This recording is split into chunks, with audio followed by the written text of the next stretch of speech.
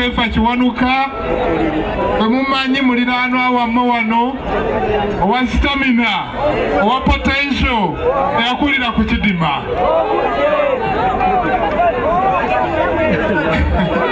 njamuzindisa mutwe awo alina stamina njamukwatamu Bashiri mukwano gwange nnyo tuli naye ku kakiiko aka finance mu palamenti ya Uganda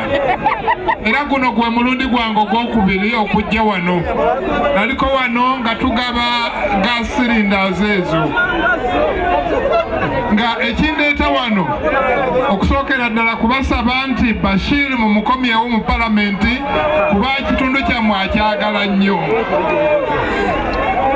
n'ekyokubiri nti NRM nayo mugyongeremu amaanyi